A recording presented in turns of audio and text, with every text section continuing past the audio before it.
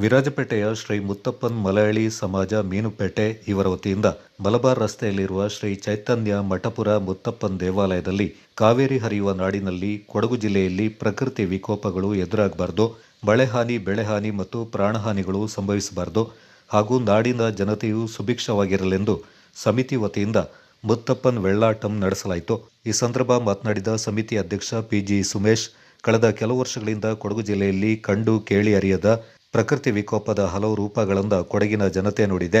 ಸಾವು ನೋವು ಸಂಭವಿಸಿದೆ, ಬೆಳೆಹಾನಿ, ಪ್ರಾಣಹಾನಿ ಸಂಭವಿಸಿದೆ.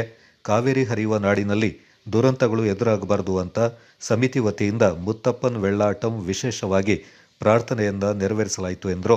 ಮುತ್ತಪ್ಪನ್ ವೆಳ್ಳಾಟಂ ಸಂದರ್ಭದಲ್ಲಿ ಸಮಿತಿಯ ಪದಾಧಿಕಾರಿಗಳು, ಸದಸ್ಯರು, ದೇಗುಲ ಆಡಳಿತ ಮಂಡಳಿ ಸದಸ್ಯರು ಹಾಗೂ ಭಕ್ತಾದಿಗಳು ಅಧಿಕ ಸಂಖ್ಯೆಯಲ್ಲಿ ಆಗಮಿಸಿ ದೇವರ ಆಶೀರ್ವಾದವನ್ನು ಪಡ್ಕೊಂಡ್ರು.